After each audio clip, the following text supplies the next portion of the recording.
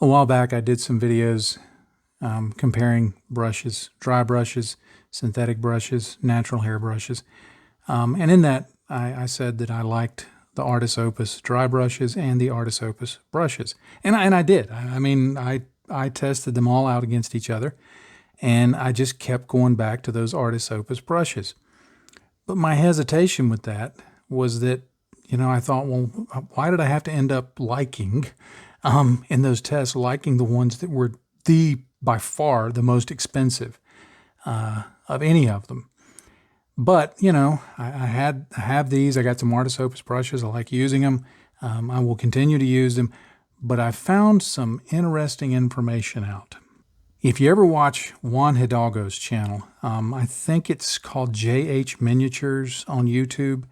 Either way, I'll put a link down in the Patreon description below to that. If you've not checked his channel, he's a great painter.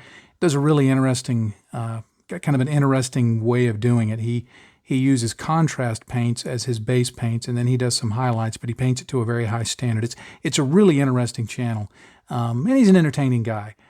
So I always watch everything he does. But he's also, I've seen that he's not hesitant to just come out and say, I like this product, I don't like that product, here's what this one is, here's what that one is. He doesn't really fear anybody, and even people who sponsor him. He's willing to come out and say, hey, this is what I think, and yeah, they may be a sponsor for me, but I'm just going to speak my mind. So I've always respected him for that. Recently, he posted something that was news to me, and that is that the Artis Opus brushes are made by Rosemary & Co. Now, there's nothing sinister in the fact that they have somebody make their brushes.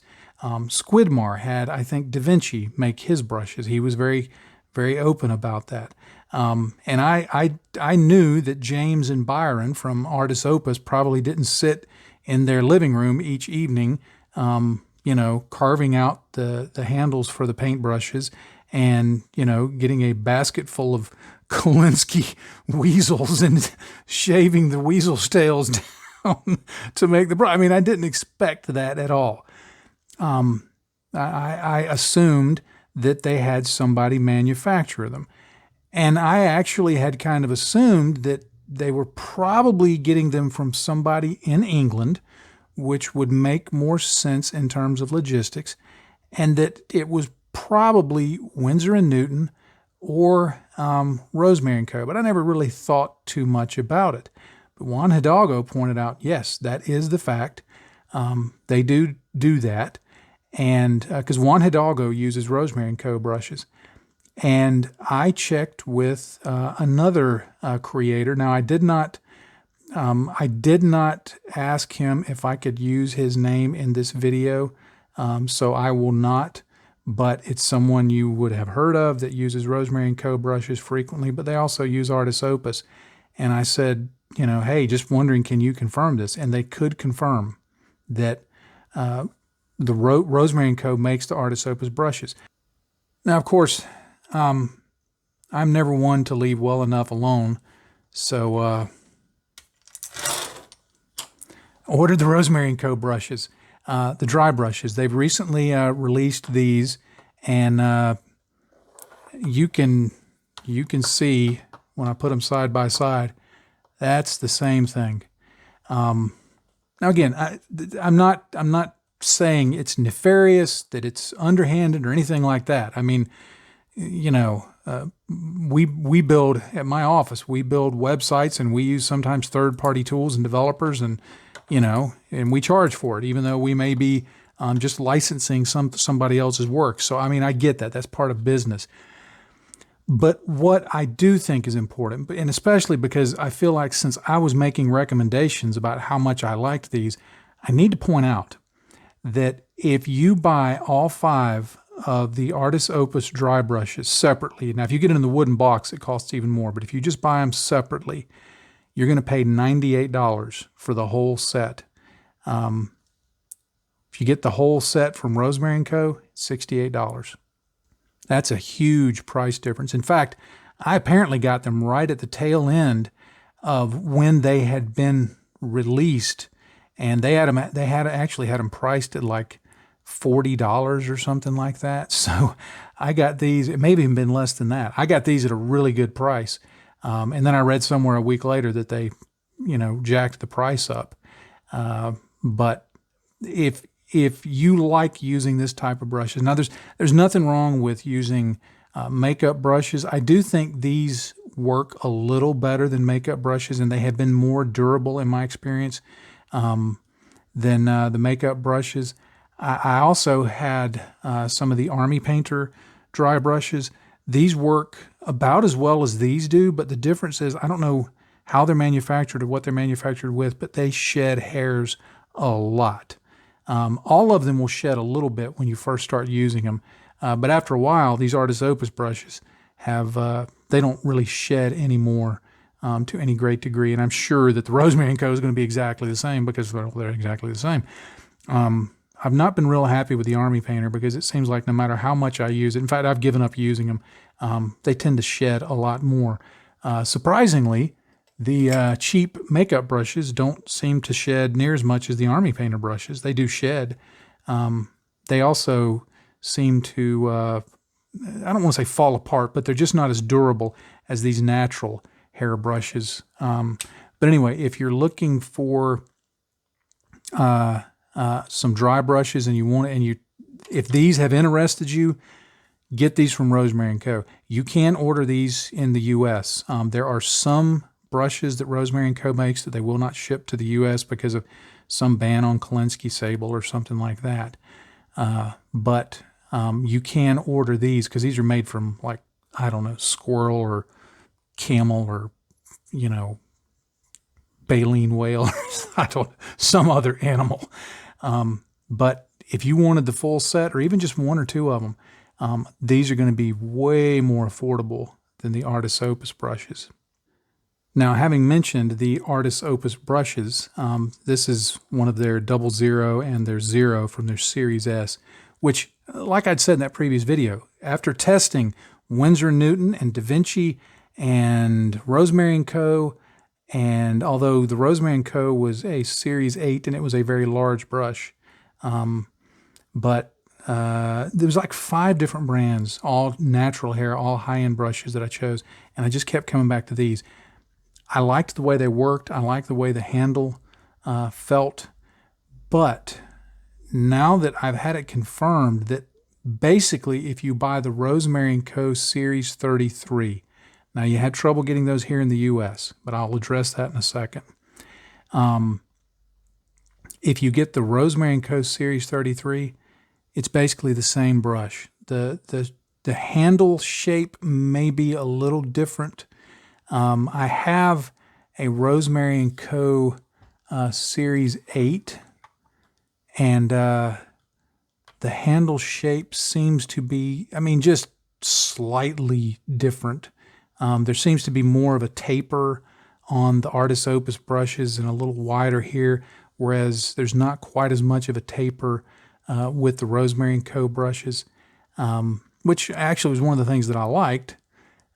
But in terms of the business end of it, the brush, the bristles, the hair, it's from the same company and it's processed the same way. Now, the reason that I bring that all up, and again, you buy what you want to buy, but I wish I would have known this little tidbit before I went so far down the brush testing road, because basically, with the Series 33 being the equivalent of the Rosemary & Co., or the Rosemary & Co. Series 33 being the equivalent of the Series S from Artis Opus, which 2 creators that I trust have confirmed.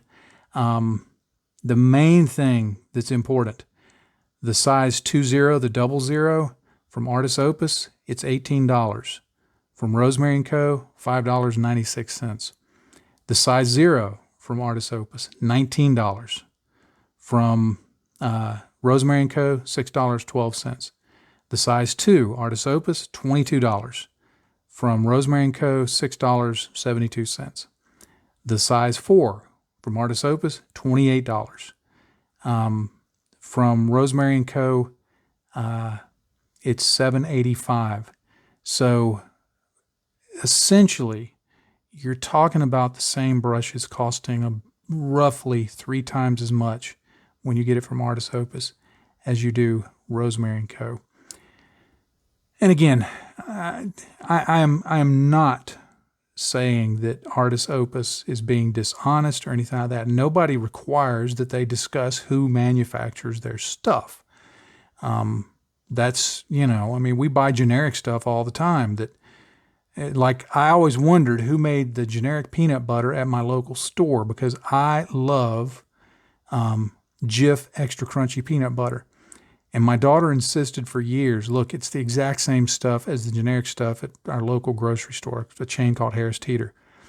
And I'm like, I don't care, I like Jif. Well, when they recently had to recall Jif because of some manufacturing issues that may have resulted in some potential germs and stuff getting into it, guess what also got pulled off the shelves? All of the local Harris Teeter store brand extra crunchy peanut butter. Well, that told me what I needed to know.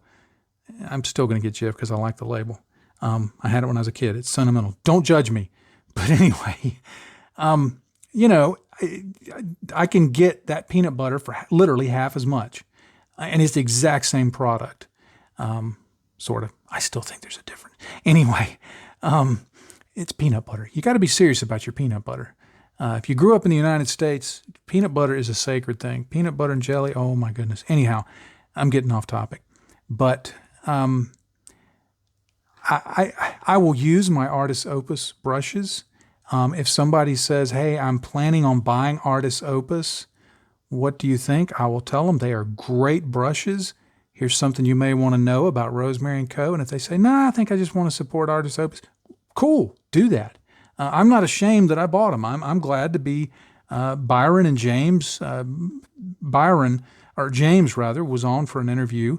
I feel like that was kind of in some way, saying thank you. Here, I'm going to buy some of these brushes. So I did that.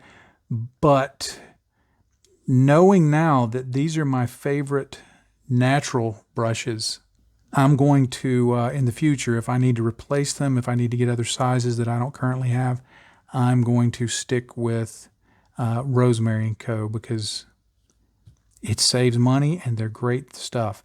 Now, you can't get the Series 33 or the Series 8 here in the U.S. easily. However, you can get their Series 99, which is not Kolinsky sable, but it is pure sable. Now, I don't know the big difference, but several reviews that I read said you would have to be really, really, really finely tuned into what's going on with the brush to see the difference between the Series 33 and the Series 99. And the Series 99 actually costs a little less than those prices I just quoted you for the Series 33, and you can get them here in the U.S. So I'm going to get a few of those, give them a try, but I'm looking forward to getting some really nice brushes and saving some money. So I know I'd said I wouldn't do another brush thing, but I thought this was an important enough kind of development to say, okay, all that stuff that I said before, I've got some new information, and for what it's worth, I may as well pass it along in case it helps anybody in their decision making. As always, thanks so much for being a patron, and happy day to you, friends. Bye-bye.